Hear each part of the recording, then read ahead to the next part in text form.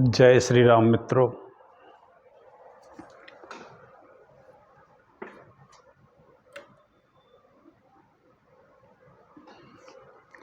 श्री राम कथा अब वाल्मीकि रामायण से अपनी पूर्णता की ओर चल रही है। अभी तक की कथाओं में राम जी ने बहुत सारी कथाएं कही। फिर लक्ष्मण जी भरत जी से राम जी ने महाराजा इल की कथा कही, जो इला बन गए थे, पुरुष बन से स्त्री बन गए थे। स्त्री बनी में उन्होंने एक बुध से एक पुत्र को जन्म दिया जिसका नाम पुरुरुवा हुआ, और जब वो पुरुष थे तब भी उनके यहाँ एक पुत्र हुआ था, उसका नाम था ससबिंदु। आजकल भी लिंग परिवर्तन के किस्से के केस होते रहते हैं। कई लोग जो मेल से फीमेल बन जाते हैं और कुछ फीमेल से मेल बन जाते हैं। ये चिकित्सा विज्ञान की उपलब्धि है, ये कहें हार्मोन्स चिकित्सा चलती है इसमें। उस समय भी चलती होगी क्योंकि संसार वैद्य तो केवल, या संसार के सबसे बड़े सर्जन तो केवल शंकर जी ही हैं, जो सर भी बदल देते थे उस समय। तो संसार वैद्य भगवान शिव को हम नमस्कार करें। और राजा इल जो इला बन गए थे, शिव जी के कारण ही बने थे वो।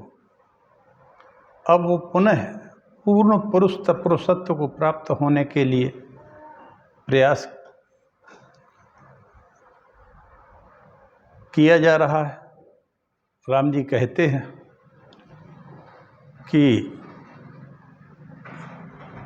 राजा इल को पूर्णतः पुरुषत्व की प्राप्ति कैसे हुई, ये सुनिए। चलिए सब भगवान राम कथा में चलें। हरि अनंत हरि कथा अनंता। राम जी के अनेकों अवतार हैं, अनेकों बार रामायण का निर्माण हुआ शिव जी के द्वारा। शिव जी उमा जी से कहते हैं अनंत कोटि रामायण है। शिव जी को ही रामायण का वास्तविक अर्थ, ज्ञान, भक्ति सब वही जानते हैं, और उन्हीं की कृपा से जिस पर हो जाए वो जान पाता है। चलिए मंगलाचरण करते हैं। नमोस्तु रामाय सा लक्ष्मणाय देव्यै च तस्यै ये जनकात्मजायै। नमोस्तु रुद्रेन्द्रयमानिलेभ्यो नमोस्तु चंद्राग्नि मरुद्गणेभ्यः। जगमंगल गुण ग्राम राम के, जगमंगल गुण ग्राम राम के। जगमंगल गुण ग्राम राम के, जगमंगल गुण ग्राम राम के।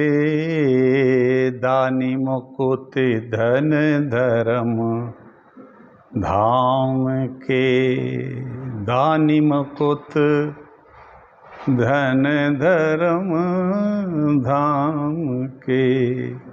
श्री राम जी के गुण समूह तो जगत का कल्याण करने वाले हैं। आहा। और मुक्ति, धन, धर्म और परम धाम के देने वाले। दानी मुकुति धन धर्म धाम के। अब आदमी को क्या चाहिए? सबसे पहले व्यक्ति आदमी चाहे मांगता है भगवान से तो एक ही चीज़ कि धन दे दो, ताकि अभाव में जीवन ना रहे, और ना भी रहे तो अच्छा है। इस देश के प्रत्येक व्यक्ति का अभाव में जीवन ना हो, क्योंकि अभाव में व्यक्ति का मानसिक संतुलन गड़बड़ा जाता है। और मानसिक संतुलन जब आदमी का कमज़ोर हो जाता है तो वो गलत काम भी करता है और वो उसकी प्रवृत्ति क्या कहें उसको, एक दीनहीन भी हो जाती है और एक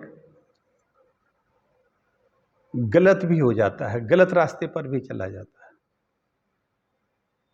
उसका कारण एक ही है, धन की कमी।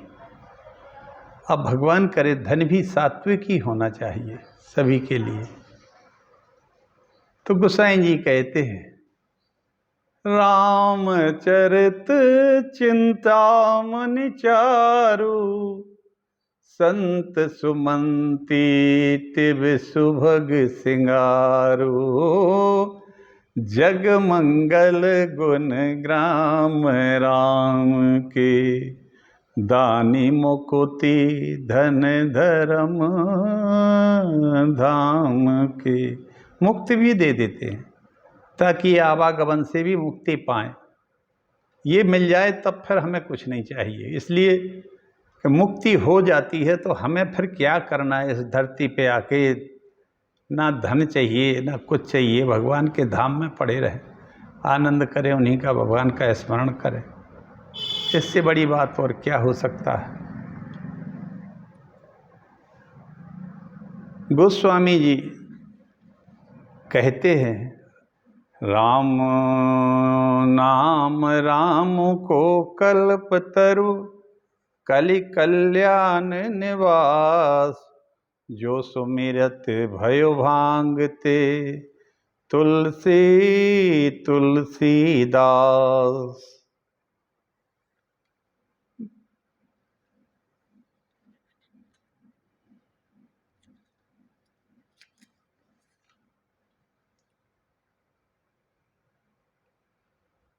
श्रोता वक्ता ज्ञान निधि, राम कथा कै गूढ़, किमु समझो मैं जीव जड़, कलिमल ग्रसित विमूढ़। श्री राम जी की गूढ़ कथा के वक्ता कहने वाले और श्रोता सुनने वाले दोनों ही ज्ञान के खजाने हैं, पूरे ज्ञानी होते हैं। अरे मैं तो कलयुग के पापों से ग्रसा हुआ महामूढ़ जड़ जीव हूँ, भला मैं राम की भक्ति, राम जी को कैसे समझ सकता हूँ। आहा, सत्य। शिव जी की कृपा हो जाए, माता जगदम्बा की हो जाए, जिस पर उस वही राम कथा को समझ सकता है, सुन सकता है।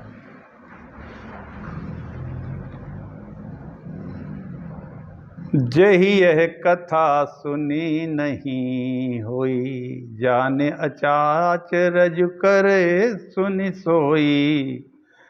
कथा अलौकिक सुनहि जे ज्ञानी, नहीं आचरज करहि अस जानी। राम कथा के मिति जग नाही, अस प्रतीत तिनके मन माही। नाना भांति राम अवतारा, रामायण सति कोटि अपारा। करिए न संशय अस उर आनी, सुनिए रा कथा सादर रति मानी। सुनिए कथा सादर रति मानी।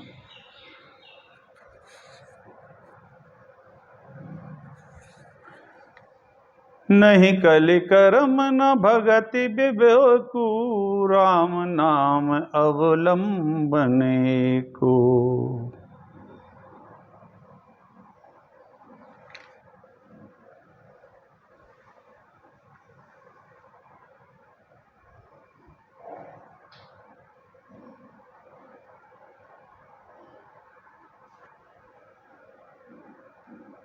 एहि विधि निज गुण दोष कही, सबहि बहुर सिरुनाई।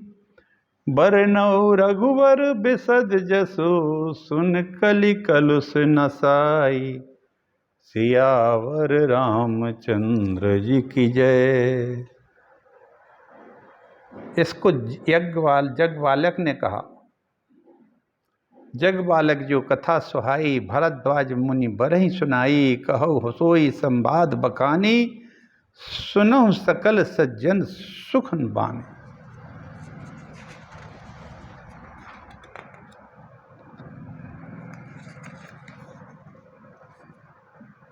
मुनि याज्ञवल्क्य जी ने सुहावनी कथा मुनि श्रेष्ठ भरद्वाज जी को जो सुनाई थी, उसी संवाद को मैं बखान कर कहूँगा, अब सज्जन सुख का अनुभव करते हुए उसे सुने। शंभु कीन यह चरित सुहावा, बहुरी कृपा करि उमहि सुनावा, सोई शिव काग सुंडे ही दीना, राम भगत अधिकारी चीना, राम भगत अधिकारी चीना। शिव जी ने पहले सुहावने चरित्र को रचा, फिर कृपा करके पार्वती माता को सुनाया। शिव जी ने कागभूषण जी को राम भक्त और अधिकारी पहचान कर इसको सुना दिया। इस तरह राम कथा बढ़ती है। अब तदनंतर इला नाम की अब कथा पर आते हैं अपन। इला ने पुरुरवा को जन्म दे दिया। पुरुरवा जन्म हुआ, वो बुध के पुत्र थे। इला जब एक नारी के रूप में परिणत हो जाती थी, उस समय ये इनका जन्म हुआ, इला का, पुरुरवा का इला से। अब इला का आगे का हाल सुनिए। अश्वमेध यज्ञ के द्वारा इला को पुरुषत्व की प्राप्ति।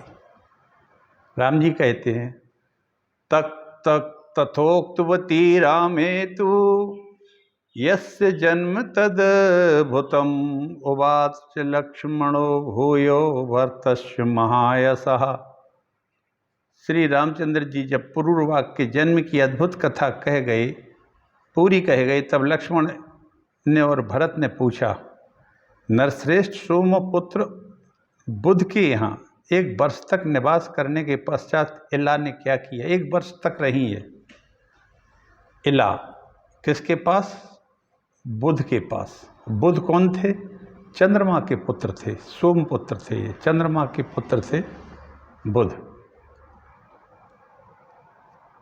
शूरवीर इल नाम जब तक 1 मास के लिए पुरुष भाव को प्राप्त हुए, तब महायशस्वी बुध ने एक परम उदार महात्मा संवर्त को बुलाया। अब इला की ये इस तरह की एक समस्या ही कहें, देखकर बुध ने संवर्त जी को बुलाया। ये संवर्त जी कौन है? ये संवर्त जी हैं बृहस्पति जी के छोटे भाई। लेकिन बृहस्पति जी के छोटे भाई होने के बाद भी संवर्त जी अपनी तपस्या में अलग संलग्न रहते थे। वो कभी भी बृहस्पति जी के पास नहीं रहते थे और वो बेहद तपस्वी थे। वो अपने को छिपा के रखते थे, क्योंकि थोड़े से बृहस्पति जी संवर्त जी पर क्रुद्ध रहते थे, ऐसा शास्त्रों में लिखा है। तो उन्होंने संवर्त जी को परम उदार बुध ने संवर्त जी को बुलाया और साथ में च्यवन, अरिष्टनेमि, प्रमोदन, मोदकर, दुर्वासा मुनि को भी बुला के सम्मानित किया, आमंत्रित किया और कहा, अयम राजा महाबाहो कर्दमस् इलः सुतः, जानीते नेतैनम यथा भूतम श्रेयो यत्र विधीयताम। ये महाबाहु राजा इल प्रजापति कर्दम के पुत्र हैं। इनकी जैसी स्थिति है इससे आप सब लोग जानते हैं। अतः इस विषय में ऐसा उपाय कीजिए जिससे इनका कल्याण हो। वे इस प्रकार बातचीत कर ही रहे थे कि महात्मा द्विजों के साथ महातेजस्वी प्रजापति कर्दम भी उस आश्रम पर आ पहुँचे। प्रजापति कर्दम जो हैं, इन्हीं के पुत्र थे इल। और वो भी आ गए, क्योंकि उनको भी इस इल की अवस्था का पता था कि ये स्त्री बनते हैं और पुरुष बनते हैं, इनका जेंडर चेंज हो जाता है, कभी मेल कभी फीमेल। मेल अब ये पुनः फीमेल ना बने इसका उपाय कर रहे हैं सब लोग। साथ में पुलस्त क्रतु वसटकार ओंकार और अन्य ऋषि भी आए।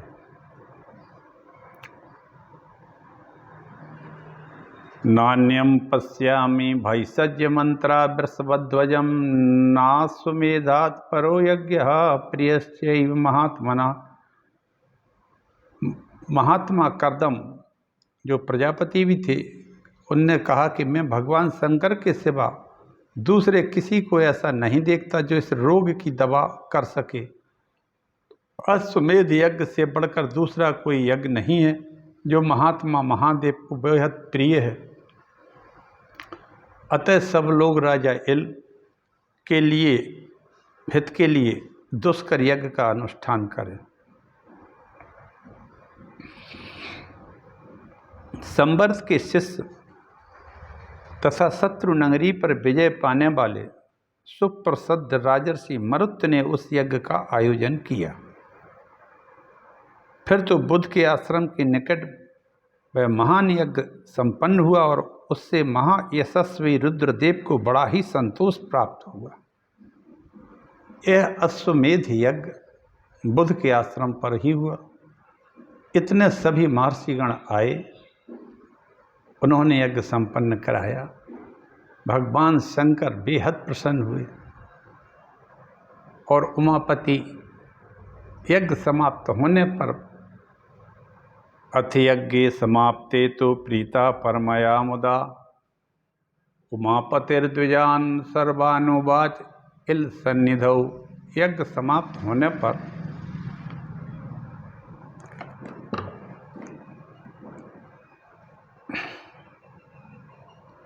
परमानंद से परिपूर्ण चित्त हुए भगवान उमापति ने इल के पास ही उन सब ब्राह्मणों से कहा। क्या कहा? प्रीतो अस्मि है मेधेन भक्त्या चा द्विजत सत्तमहा अस्य वहल पतेश्चैव किम करोमि प्रियम शुभम। हे द्विज श्रेष्ठ, मैं तुम्हारी भक्ति तथा अश्वमेध यज्ञ के अनुष्ठान से बेहद प्रसन्न हूँ, बहुत प्रसन्न हूँ। शिव जी प्रसन्न हो जाते हैं, आशुतोष हैं, तुरंत प्रसन्न होने वाले हैं भगवान। इल का कौन सा शुभ एवं प्रिय कार्य करूं? देवेश्वर शिव के ऐसा कहने पर सब ब्राह्मण एकाग्रचित्त होकर बोले, नारी इला सदैव के लिए भगवान पुरुष इल बन जाए जो था पहले। तथा प्रीतो महादेवा पुरुषोत्तम ददौ पुनः इलायसु महातेजा दत्वा चांतर्धीयते। तब प्रसन्न हुए महातेजस्वी महादेव ने इला को सदा के लिए पुरुषत्व प्रदान कर दिया और ऐसा करके भी वहीं अंतर्ध्यान हो गए। महादेव जी अंतर्ध्यान हो जाते हैं। इला को इल बना दिया। महाराजा इल अब कभी द्वारा स्त्रीत्व को प्राप्त नहीं होंगे और हमेशा के लिए पुरुषत्व प्रदान कर दिया और अंतर्ध्यान हो गए। अश्वमेध यज्ञ समाप्त हो गए। महादेव ने दर्शन दिया, अदृश्य हो गए। वे दीर्घदर्शी ब्राह्मण जैसे आए थे वैसे ही लौट गए जो जहाँ से आया था। अब राजा इल ने बाहलिक देश को छोड़कर, बाहलिक देश के राजा थे ये, हमने कल बताया था शायद कि किम पुरुष वर्ष किन्नरों का एक क्षेत्र में ये रहते थे और वो तिब्बत, वर्तमान तिब्बत या उत्तर पूर्व के क्षेत्र हैं, शायद चीन भी उसी में आता होगा, जापान भी आता होगा, क्योंकि किम पुरुष वर्ष के आदमी हैं कि दाढ़ी मूछें नहीं होती हैं, सेल से सपाट होते हैं इनके चेहरे, पीले से रंग के। इनने वहाँ का राज्य जो है वो अपने पुत्र सस बिंदु को दे दिया, जो इनका पहला पुत्र जब ये पुरुष थे जब उनके यहाँ हुआ, और स्वयं आकर एक नगर बनाया, उसका नाम हुआ प्रतिष्ठानपुर। जो कि भारतवर्ष के मध्य में स्थित है। यह प्रतिष्ठानपुर जो है प्रयाग के पूर्व गंगा के तट पर बसा हुआ वर्तमान में जो झूसी नाम का कस्बा है, जहाँ गंगा का संगम है, गंगा यमुना सरस्वती का, जहाँ हम मृतक आदमियों के अस्थि विसर्जन करते हैं, या ये कहें कि पूरा प्रयागराज ही, झूसी से लेकर प्रयागराज, इसको बसाया था राजा इल ने बसाया और उसका राज उन्होंने पुरुरवा को दिया, जो बुद्ध से उनको प्राप्त हुए थे, पुत्र हुए थे। पुरुरवा ने प्रतिष्ठानपुर का राज प्राप्त किया।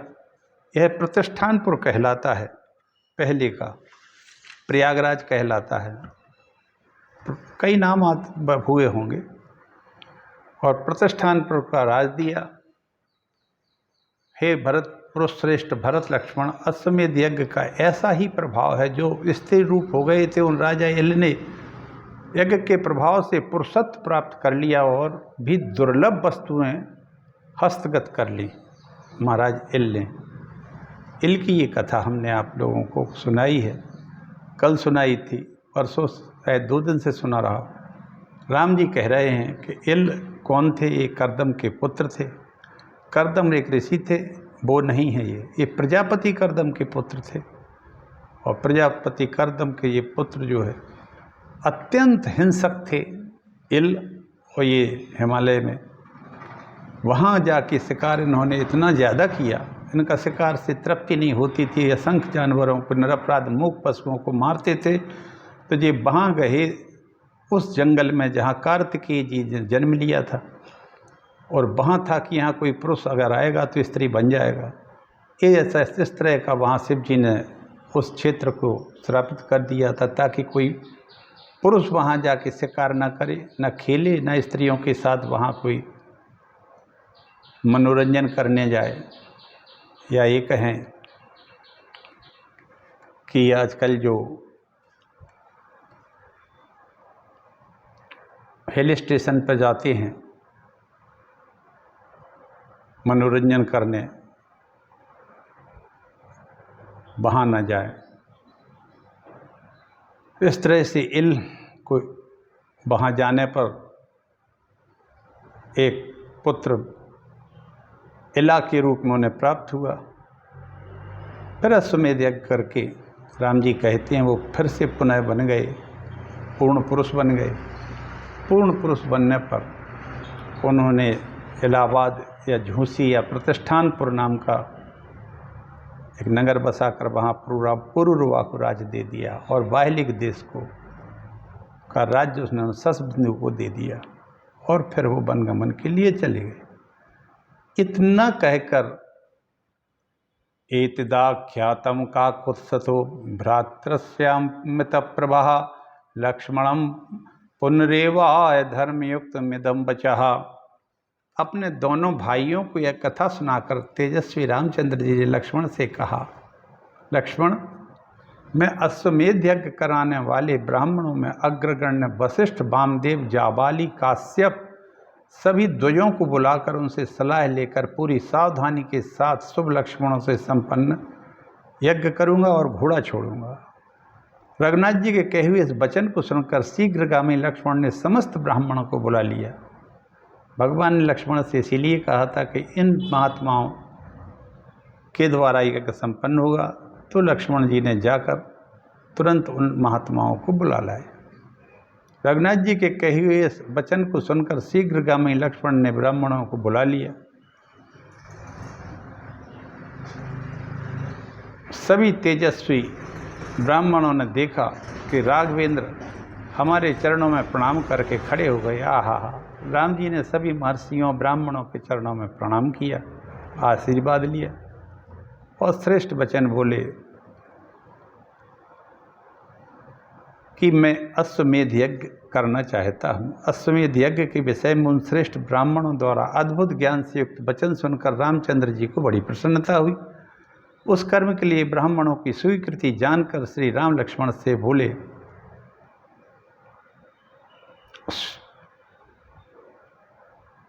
राम जी लक्ष्मण से बोले, महाबाहो तुम महात्मा वानरराज सुग्रीव के पास यह संदेश भेजो कि कपि श्रेष्ठ, तुम संपूर्ण बहुत से विशालकाय वनवासी वानरों के साथ यहाँ यज्ञ महोत्सव का आनंद लेने को आओ, तुम्हारा कल्याण हो। और इसी तरह विभीषण को सूचना दो कि वे इच्छानुसार चलने वाले बहुत से राक्षसों के साथ महान अश्वमेध यज्ञ में पधारे। वाह! इस अश्वमेध यज्ञ में राम जी ने सभी ऋषियों को तो बुलाया ही, महात्माओं, ब्राह्मणों को, संपूर्ण देशवासियों को बुलाया, लेकिन इन्होंने विशेषकर सुग्रीव को पूरी वानर सेना, वानरों के राज्य सहित, और विभीषण को संपूर्ण राक्षसों के सहित, रक्ष कुल को जो बिलोंग करते हैं, या ये कहें कि संपूर्ण रक्ष संस्कृति वाले जो देव कार्य में संलग्न रहते हैं, वे विभीषण जैसे भक्त अपने राक्षसों के साथ यहाँ आए, निमंत्रण दे दिया, आमंत्रण दिया, और सब आ भी गए, और इन सबको काम भी सौंपा गया।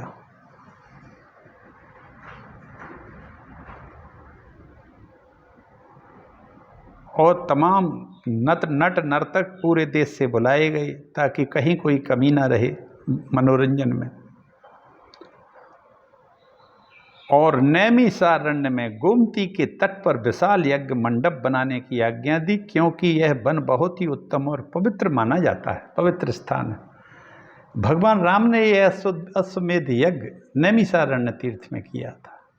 नैमिषारण्य तीर्थ में ही सभी पुराणों की कथा चलती है। 88,000 ऋषि यहाँ सदैव कथाएं सुनते हैं। सूत सौनक संवाद चलता है। सूत जी कथा कहते हैं। महाज्ञानी सूत जी और महापरम ब्रह्म ज्ञानी सौनक जी जो सब कुछ जानते हैं, लेकिन कथा वो सुनते हैं ऐसे जैसे कुछ नहीं जानते हों, तभी कथा सुन पाते हैं, तभी कथा का आनंद और सार मिल पाता है। इस तरह सौनक जी और सूत जी जहाँ कथा करते हैं उस नैमिषारण्य तीर्थ में, जिसको चक्र तीर्थ भी कहते हैं, क्योंकि नैमिषारण्य तीर्थ में सुखदेव जी और परीक्षित जी की जो कथा चल रही है वो वहीं हुई थी। एक चक्र छोड़ा था ब्रह्मा जी ने कि जहाँ इसकी नैमी गिरेगी उसी जगह कथा होगी। वही सबसे श्रेष्ठ और पवित्र स्थल इस धरती पर है। तो वो चक्र चलता हुआ यहाँ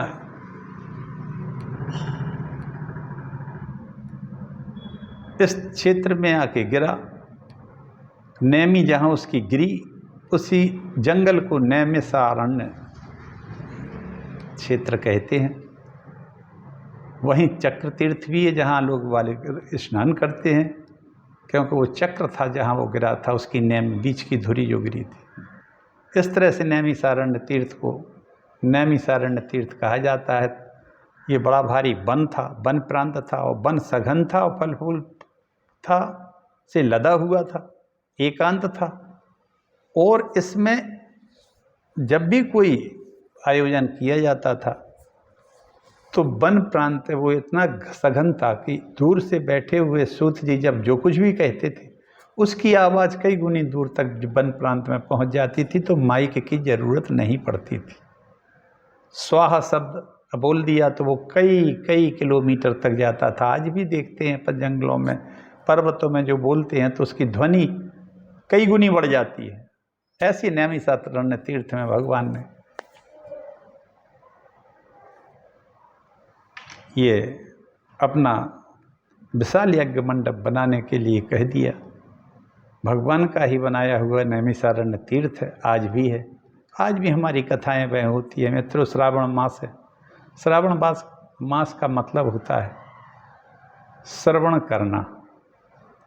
श्रवण नक्षत्र से शुरू होने वाला श्रावण मास पुरुषोत्तम मास भी है। एक मास अधिक हो कालगणना में 3 साल में एक माह बढ़ जाता है, और इसका कोई अधिष्ठाता नहीं होता है। इसके पुरुषोत्तम भगवान श्री हरि होती है, जिसका कोई नहीं उसकी श्री हरि। तो भगवान ने कहा भाई ये अधिक मास मल मास जो कहा जाता है ये पुरुषोत्तम मास है। आप मेरी कथा सुनिए। श्रवण नक्षत्र से जो शुरू होता है और श्रावण मास का मतलब श्रवण करना, श्रवण माने सुनना, और सुनने का मतलब हमारी कथाओं को सुनना, इसीलिए इसका महत्व थोड़ा ज़्यादा है। आइए हम एक बार फिर बढ़ते हैं आगे कथा में। तब फिर महाबाहु रघुनंदन निर्विघ्न समाप्ति के लिए सर्वत्र शांति विधान आरंभ कर दो। नैमिषारण्य सैकड़ों धर्मज्ञ पुरुषों उस परम उत्तम श्रेष्ठ महायज्ञ को देखकर कृतार्थ मां हर तरह की वस्तुओं को विधि पूर्वक तुष्ट पुष्ट सम्मानित हो। आमंत्रित सभी लोगों को आमंत्रित करो और सभी हे सुमित्रा कुमार 10 लाख भोज ढोने वाले पशुओं के द्वारा चावल लेकर 10,000 तिल, मूंग, चना, कुल्थी, उड़दी और नमक के बोझ लेकर आगे चलें। 10-10 हजार पशुओं के ऊपर इतना सामान लेके चले, मतलब इतना बड़ा यज्ञ हो रहा था। 10,000 पशुओं के ऊपर दाल, चावल, पशु और तिल, मूंग, कुल्थी और उड़द ये लेके चलें। इसी ऐसे ही घी, तेल, दूध, दही, बिना घिसे हुए चंदन और बिना पिसे हुए सुगंधित पदार्थ भी भेजे जाने चाहिए। भरत 100 करोड़ से भी अधिक सोने चांदी के सिक्कों के साथ पहले ही जाएं और बड़ी सावधानी के साथ यात्रा करें। नट नर्तक भी जाएं। भरत के साथ आगे आगे सेना जाएं। नौकरों, कोषाध्यक्ष, बढ़ई, माताओं, कुमारों को अंतरपुर भरत आदि की पत्नियां मेरी पत्नी की सुवर्णमयी प्रतिमा तथा यज्ञ कर्म की दीक्षा के जानकर ब्राह्मणों को आगे करके पहले ही यात्रा करें। राम जी ने सभी को भेजा, पूरे परिवार को नैमिषारण्य, और कहा कि मेरी पत्नी की स्वर्णमयी मूर्ति बनाई जाए।